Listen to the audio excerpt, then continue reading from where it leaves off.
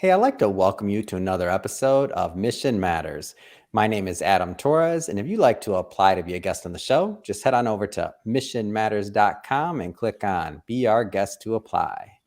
All right, so today I have Stephen Ellestad on the line, and he's President and CEO of Innervoice Media. Stephen, welcome to the show. Thanks, Adam. Good to be here. All right, Stephen. So I've been looking forward to this for a long time. So having someone else in the media industry like yourself who has a very unique model that we'll go into today. So you're working with studios, you're working in music, you're working in various verticals, and you're even working with some beginners. I mean, through your studio. So we got a lot to talk about here today. But before we get into that, I'll start with our Mission Matters Minute.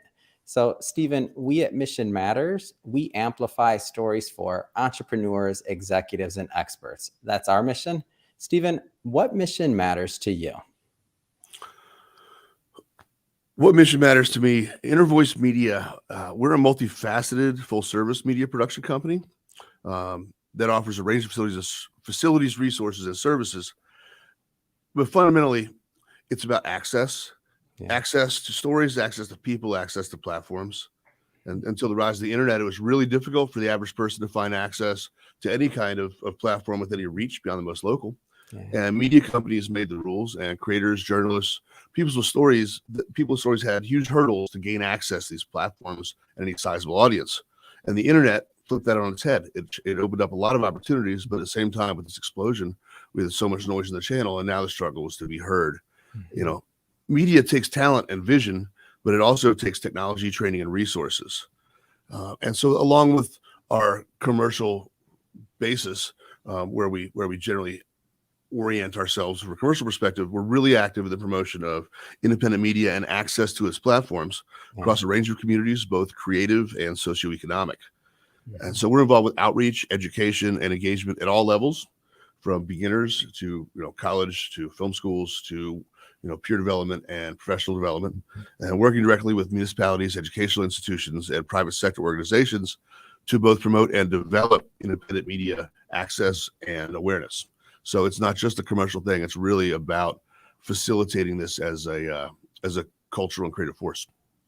Yeah, and that's one thing that I find that's just so unique about your platform. I mean, some people when they, as they build, as the companies grow, as they explore different niches or channels, like they're not necessarily always thinking about how to keep the creativity in there, who these platforms are elevating in terms of their voice, and like who gets to be seen and how and why, like democratizing that, allowing more people to have access. I mean, it's a big deal. It's one of the things that helps our society move forward, in my opinion. And we'll go further into this, but before we get even further, because I'm already going on a tangent on this one, Stephen, because it's a great topic. I want to know more about you. So, like, where did this love for media, for film, like where did this begin for you? Oh, I've started actually the music side. I've been playing music and playing since I was 6, and then I ended up working full time as soon as I got out of the military. I actually did communications in the Army, which really got me more on some of the tech side of it. And working as a touring artist, as a session musician, and a touring sideman, I just slowly started growing more and more into the technical side and the business side, leading to opportunities in the industry.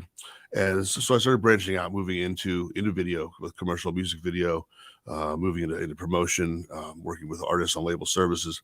And fundamentally, it showed me that really the resources are there finally for us to do everything that needs to be done in media. And it came around sooner in music than in video. But now it's very true even in film. The equipment is available, the tools are available, and there's an opening of access in terms of the best quality talent will shine through. In fact, this summer, or this winter, we just saw with Squid Games, I mean, you would expect something like that to be a runaway hit, but it's a good story, well told, with good production value, and that always has an audience if it's given a voice to a platform. Totally agree with this. And the other thing is just the opportunity to me. Like, it's kind of like it's the age of the creatives, right? Like now you see people do things with phones. You see people do things with, I mean, I'll be up front. So this show, I mean, this started on an iPhone with regular iPhone. Didn't even have the fancy headset, the iPods. I don't think they were out yet. Now that I think about it, it's 5 years ago. So this first 300 episodes were shot on my phone, and there was no video, nothing. And we built an audience, and we went out there and did it. And we had a message. Had something we wanted to do. We wanted to make sure that we are providing a platform for others to tell their story, and it stuck.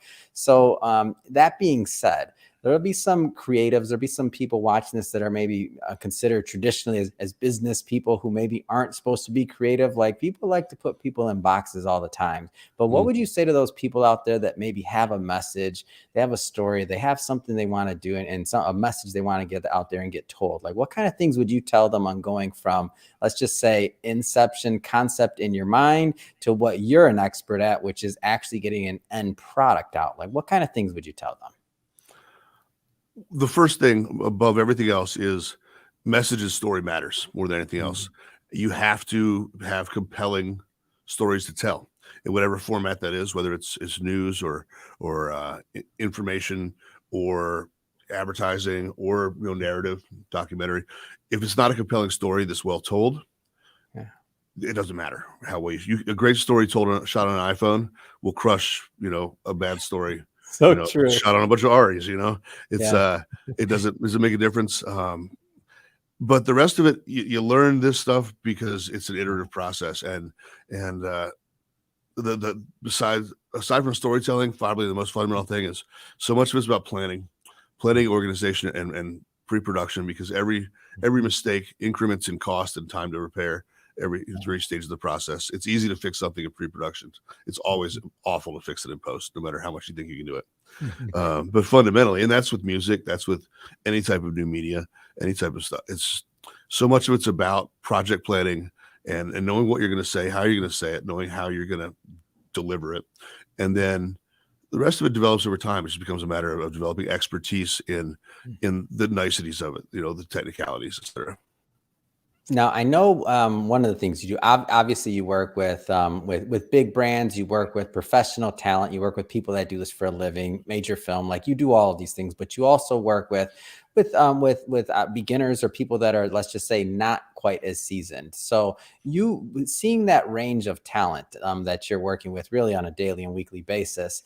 Let's talk about mindset for a moment. Like, the idea, I know for myself, like the first time you don't know this about me, Stephen, but I have the world's record for the worst YouTube channel ever. My very first channel the first time I turned on a camera, Stephen, I was like, talk about deer in headlights. I was a financial advisor working over in Century City. I had on this little camera and I'm like, all right, I'm gonna do a YouTube channel. It was bad.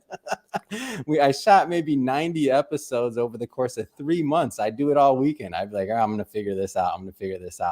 And at some point mentally, I had to get out of my own way and kind of my mindset and just say, to do it and to work on the craft. But that was my story. You see a lot of different people and you have access to many different stories over longer. You've been in the business much longer than myself. What kind of things would you tell people about, like, just mindset and how to get out there and to do it? The first thing is finish the work. And the second thing is you're not gonna create a great podcast. You probably created about 90 bad ones. You're gonna have to go through that process. It's a natural part of the creative development, and because failure is where our successes come from, and every failure really is just an opportunity to not make the same mistake again. Always fail better, fail bigger. I'm in. And the other part is that's really changed to me a little bit as when we talk about this idea of reinventing media and what's acceptable. I agree with everything you said about story. All these things are important. Like everything you said, 100% agree. One thing I throw in there is that people are a little bit more forgiving nowadays as well. Like if we even think about like just, post, pandemic, all the other things, like you see, professional CNBC, other things like that, like people are shooting in their homes, in their office, like different things. Like I feel like the world is kind of prime now for other creators and for people that want to get their message out there, because it's also a little bit more forgiving. Yeah, I think so. With one very strong caveat that it comes to know your audience, because that doesn't fly on on Netflix or HBO. It does very much fly in a lot of areas of media, but that's because every audience is kind of is equally tailored to the media as the media is tailored to the audience. And so what runs just great on a YouTube channel and is forgiven, is even considered as charming, starts to look as a lack of preparation at the highest levels of media production. And so just knowing where your audience is and where it's going to deliver, even episodes. I mean, one of the classic things is even look at like the first season of many shows. Look at The Office, the first season versus everything else. It's just it everything catches its pace and its tempo and develops. And you have a little bit of grace period, but not necessarily a huge one. And for standalone media, it's really, you need to know that audience from the get-go, whether it's a corporate message, whether it is a creative story, whether it's a music album.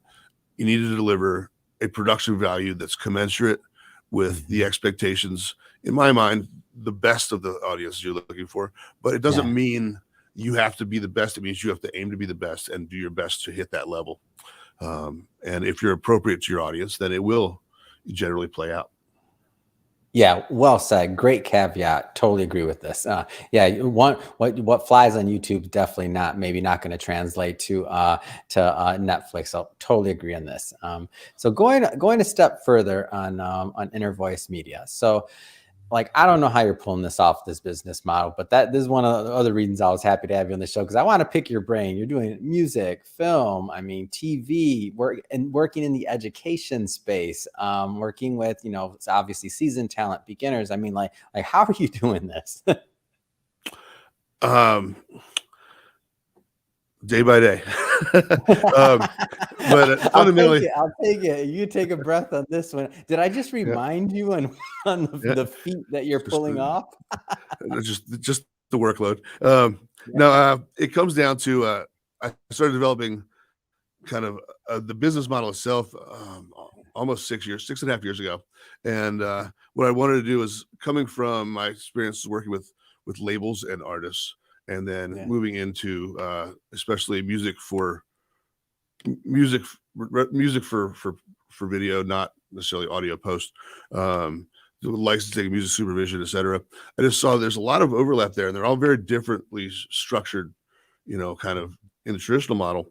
But by being able to offer, a full service in-house scoring and sound design, as well as recording studios, and doing that for music clients, that also lets us leverage the publishing.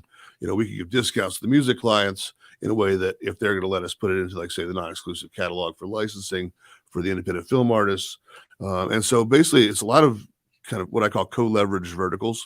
So they're designed to, generally you have a business model, buy low, sell high, end up with more, more at the end of the day.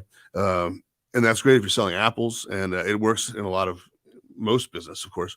But what it really comes down to is margin, and how do you both fabricate opportunities to both spread your margins across multiple spaces for both a diversification from risk, but also, more importantly, to allow yourself to build and grow organically, and so that one could take up the slack, where the other one is just catching its steam or whatever. But it's a case where there's a very synergistic effect I found, where you have recording and music versus audio versus commercial video work versus working on creative narrative and doing workshops and educational. All those have different opportunities for different revenue centers, but they all share a lot of the same sunk costs. They all share a lot of the same collective pool of resources. So by being able to build up both a resource and a talent pool to manage that and support that, we get a lot of efficiencies that you don't normally see. Can we go one level deeper on this idea of the co-leverage component of this model? And I'll tell you why. Because I when we think about creators and when they're deciding, who they're going to work with, what type of company, like if they've never worked with a company, like I'd never really explored it or knew much about it until preparing for this and getting to know yourself more and your company more. Like I didn't know much about it. So I know that there's other people out there in the industry and otherwise that don't kind of necessarily get it. This might be one of the first times they're really trying to understand what that means. So can you go maybe one level deeper on how that works? Sure. Well, fundamentally, we're able to look at the complete needs. Mhm. Not what are you trying to achieve with your dollars today? What is your Yeah, desired outcome for this? yeah, And a lot of times that lets us look at their situation, and it's generally through a process of discovery and exploration. Needs and aren't necessarily always mhm, realized in terms of a tangible thing. So it's a combination of production value and yeah, creative success and commercial success. What's the outcome of this project or this process? And then how mhm, can we help you? Sometimes it's a very much ad hoc. Okay, it's a little bit of a rental of maybe a slightly higher grade camera or an extra, yeah, flag kit and lighting setup, or maybe it's going to be some costume design and art department or makeup support. Maybe it can be very ad hoc, and it works well at both all levels. We create packages and and Chinese menu style, yeah, one from column A, column B, because if you're doing something that's very much in your traditional wheelhouse, you're very great, you want to expand into it. One, you might not want to just throw a whole bunch of capital into that right away without doing some mhm, exploration and finding out and going to people that have worked in that space to help augment your needs. And then as you develop what you need, sometimes that's all you need is say add every so often. We'll use this, and that's where we service a lot of like the mid-sized creative agencies and mhm, independent video professionals. Lets them work with their clients, but we're able to supplement their needs in a specific situation to answer a mhm, specific thing or raise to a certain level of production value or creative need. But it works also by dividing up into tiers of not just mhm, vertically but also market segmentation. So we're dealing with like production houses in Hollywood, as well as beginners, students, people that are just learning how to shoot, or people that are just working on um, their first kind of media projects. And there's mhm, something at every level that we can supplement. And sometimes it's more with resources, education. mhm, We're working on building up both casting and crew registries, location registries, talent across the board, resources for the creative communities. Um, in addition to strictly mhm. being, a ad hoc for hire service, um, because it's not always what we have to offer, but it's what we bring to the table as a kind of a center of gravity for Mhm, the creative communities at large, especially mhm, in our general geographic, Northern California, Central California areas. There's a lot of value to that, where mhm. maybe it looks like a loss leader, but it's not. We don't consider it one at all. We consider it a very much an investment in the bigger picture, which is going to create more people needing more expertise and more opportunities. And so just shifting. So thank you for more insight on the business model and what that means. I'm glad you explained it a little bit further so people can get, because I think it's something special. So Thank you. switching focus slightly, back to, let's just say, the creative side. So what, like, the craft of creativity, like, what does that mean to you, and really how does that relate to business in general? Sure. So a lot of this started from my research and my work. Was really focused on kind of the philosophy of creating, and I was doing a lot of the time I was working with Native Instruments and a couple of websites, teaching, um, especially electronic based music production platform stuff. And I was really finding myself intrigued, not necessarily by the hardware, because that was what I did every day, Yeah. and the technique itself, but how that technique was employed, and how you would very much often find yourself that every producer in the world has a million unfinished beats, because that's the nature of the game, especially when you're starting out. Um, and there's every writer has a box of unfinished stories, right? Uh, Mhm, but so led me into thinking, what is creativity? And is creativity a function of talent? Is it a function of discipline? Is it really just a craft that can be fostered and to allow you better access to your creative facilities? And honestly, it seems to be a combination of all. Um, it started with literally some blog posts that went into white papers, into articles, and at this point now, we're looking at both a podcast or possibly even a limited docuseries looking at creativity, and is a really cool project. But fundamentally, the craft of creativity is just a way of looking at creativity as a natural function that really comes from sitting down and doing the work. A lot of my mhm, initial inspiration came from Stephen Pressfield, with the War of Art and Do the Work, etc. And it really talks about this concept of just sit down and do it. And the master potter can have the worst day in the world, but he's still going to throw out 100 perfect pots. Whereas Yeah. some diva might trash a hotel room if her monitor goes out halfway through the second set. And which one's an artist really there? Which one's really in charge of their creativity? And it comes down to really, I think the process is ultimately in art and creation is very much a huge, if not the real purpose of creating. And we built the entire facilities here to very much foster that whole mentality. You walk in, there's walls of synthesizers and there's all kinds of art and imagery, both film and music. There's more instruments and amplifiers and various toys than you can shake a stick at from a creative perspective. And pretty much everything can patch everything and everything can do everything. The idea was to foster the sense of creative, not what are our limitations, but can we find any limitations in here? Because limitations are very powerful in creativity, but work very much better when they're imposed, to in the service of a goal, not just simply by what's surrounding you. I think you gave a lot of insight into your overall business model, really with just that one line. You said you went from an example of a potter all the way to a diva trashing a hotel room in the same line. I'm like, that's genius. But then I was thinking about it. I'm like, okay, when I think about the bandwidth of Steven's creativity and the way you built your model and other things like that, like those are two usually not related examples of the same sentence, Steven. So good on that one. Well, thank you. Yeah, it really comes down to creativity as a tool. It's not just an outcome, and it's not just some benighted state that we find ourselves in. Excuse me. It's a product of discipline combined with talent and repetition. In fact, so in the original papers I wrote out, the first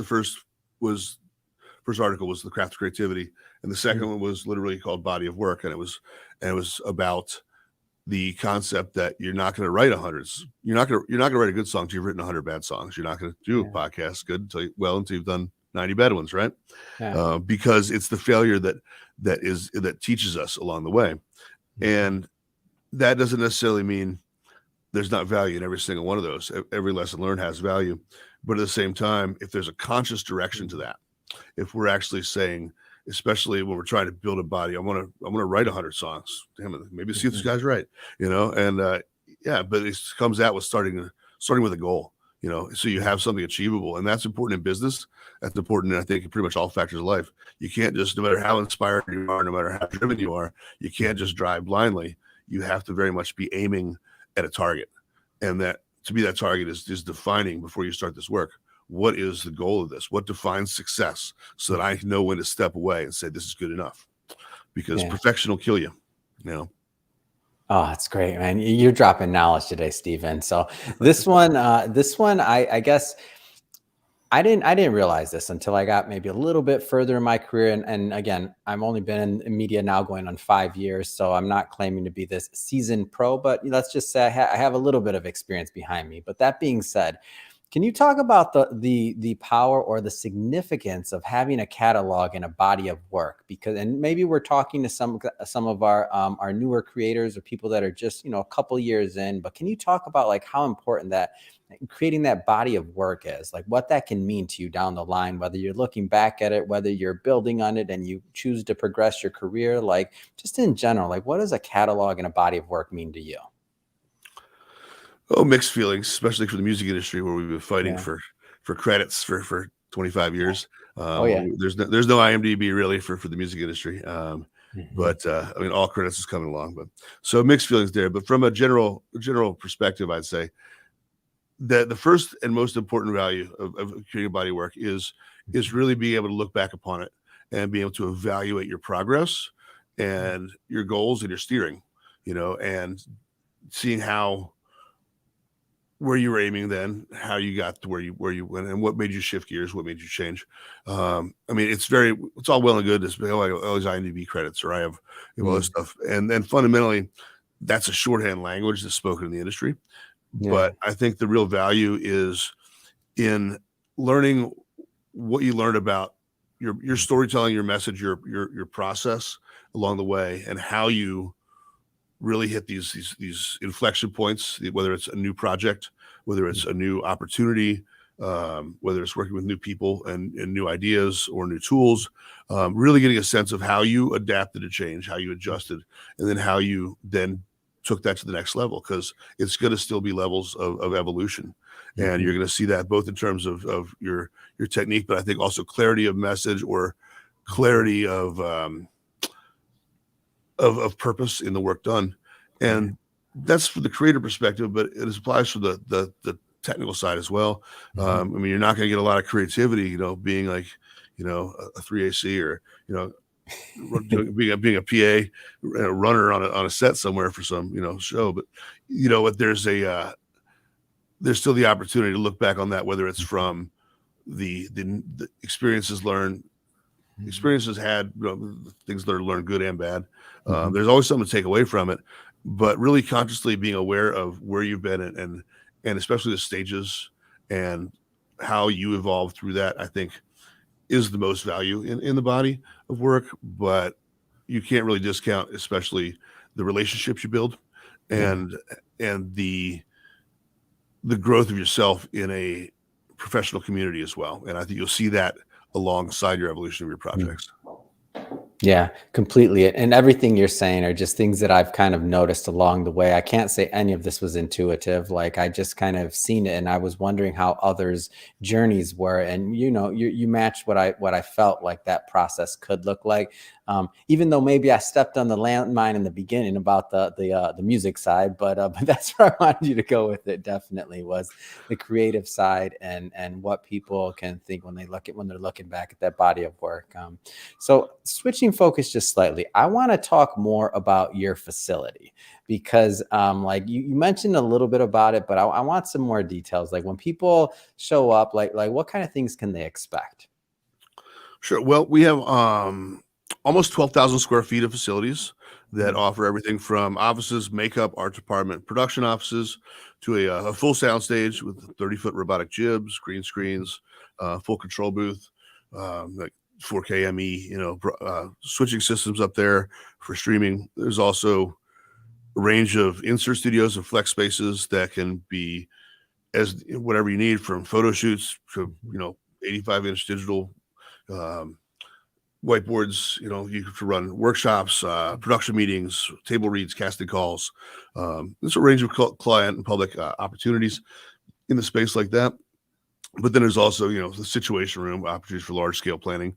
We have multiple post-production, both audio post and video post scoring suites, massive walls of synthesizers and music equipment. Especially our sound design and audio department is very robust, and both in terms of original scoring and also being an opportunity for others to come in and explore the equipment from either a post-production side, from a creative music side, or literally something as simple as just running, ADR, or well, it's not very simple technically, or other basic, audio processes, and everything is available as a service or as facility for hire. So it's kind of daunting, I think, when people walk in. We really wanted to walk in the main sound stage to be like, wow. And that's definitely the effect. Huge, 45-foot ceiling, massive. The gantry is just a 45-foot stage in the front, with a big booth. One of the wings of the booth is a giant matrix of vintage guitar amplifiers for reamping. The other side is a massive area we call Synth City. And it's just the Creative Wonder Lab, and that's why we called it that. It's the Creative Wonder Lab.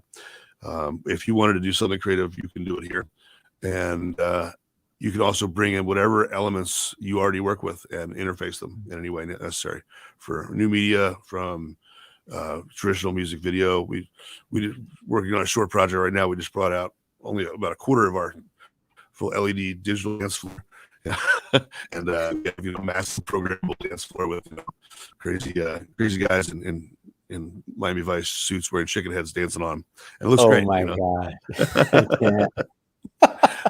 Might even have to send you a little clip of that. So, Oh, I might have to. I'm in. We'll put that so in. So obviously, I mean, amazing what you've created there, and just the creative wonderland. But a building's just a building without that team. Like I know I've had the opportunity to work with your team and putting this together, and I know they're awesome. So maybe tell us a little bit more about just how you're pulling this off with your team. sure. Well, I wouldn't be doing it without them, first of all. Yeah. Uh, and it's kind of amazing when I look back. The ideas started, 6.5 years ago, but more like 3.5 or 4 years ago. It was myself and one of my former college students who was basically volunteering, interning. And since that time, he's actually working sound right now. Hey, Alex, thank you. Uh, um, and into now 3 former students, I think 13 total staff, 2 amazing partners, Doug Stanley and Jamie Ross, who both will be interviewing with you later on this year to Oh, that's discuss other awesome. elements of our mission. But yeah, just such a fantastic team across the board.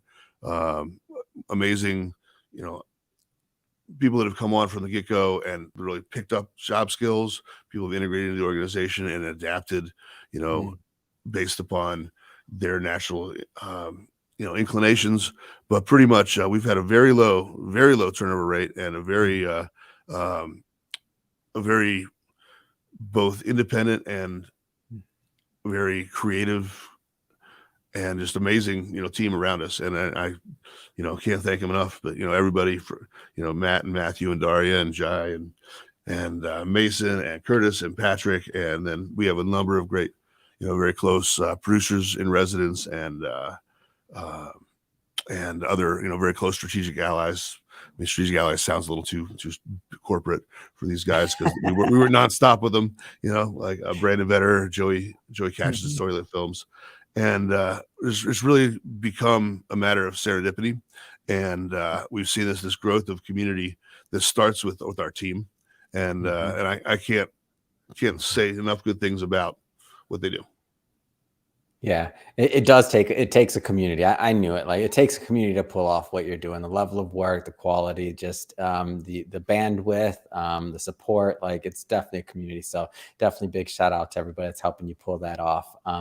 So I just have to ask Stephen. So I mean, a lot going on. I know production wise and otherwise. So what's next? I mean, what's next for you, the team, Innervoice Media? Like what's coming up next?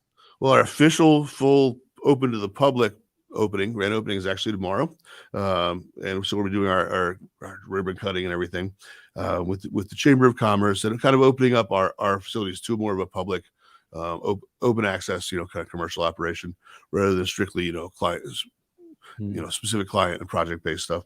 But over the next year or so, we're really looking at focusing on stabilizing the business growth while really engaging heavily in a lot of outreach and engagement. A lot of starting with quarterly microfilm festivals that eventually we want to lead into a full film festival. We have the West Coast Modular Society.com, which is our community organization for vintage analog and modern synth enthusiasts. We're doing all kinds of stuff with that, with outreach and engagement, but workshops, meetups, everything from casting and acting workshops, screenwriting to technical skills development, photography, cinematography, and then community events. We started with Kids-a-Palooza here in Auburn, working with a lot of other great organizations in the community, and we're literally bringing out synthesizers and stuff for kids to play with. We're doing face painting with the makeup artists, and while at the same time, we're the police department, a lot of other great organizations are all bringing a lot to just round out an experience for the kids in general, and Baby's the organization, their exteriors, and working with them as they work on educational stuff in the schools and in the other disadvantaged communities. Basically, fundamentally opening up access and awareness, not necessarily centered on the commercial side, although they go hand in hand, but making sure that access and awareness is out there for people to know about this and that they can create. It's awesome. They can create. You're right. You can. I love it. It's a great message and it's a great story that I'm happy to bring to my audience. I mean, I learned a lot today, not just about your co-leverage model, like what you're doing, also why you're doing it. I mean, and your idea of creativity. And I'm excited to see more and more content come out from you and your team, from your studio. Really, if somebody's watching this or listening to this and they want to learn more about Innervoice Media, to follow your journey and really just to connect overall, what's the best way for them to do that? Sure. Well, our website is www.innervoice.media. Mhm. And you can email us info@innervoice.media. On Twitter, we're at Innervoice Media. And on Facebook and Instagram, we are at Creative Wonder Lab. So Wonder Lab LAB is, and yeah, it's been a really pleasure talking with you, Adam. And I think it really comes down to the end of the day, one of our core mottos is do it yourself doesn't mean do it alone. Yeah. I'm in. I'm in. Shouldn't have to do it alone. Why? Because we have Innervoice Media. Come on, man. So no, this has been great. Really, it has been a pleasure bringing this content to my audience. And speaking of the audience, if this is your first time with Mission Matters, we're a platform that's all about bringing on mission-based entrepreneurs and executives, and really figuring out why they do what they do, how they do it, like how they're giving back to the marketplace, like what's their gift that they're sharing with the world. If that's the type of content that you're into, then definitely hit that subscribe button, because we have many more mission-based individuals coming on and we don't want you to miss a thing. And Stephen, really, it has been a real pleasure working with you and your team. And I know I'm going to be interviewing some of the other executives on your team to talk about various things on Innervoice Media. So I'm just excited. I'm excited to continue working with you and to continue building the relationship. So thank you for coming on. Absolutely. Thank you very much, Adam. I really appreciate it.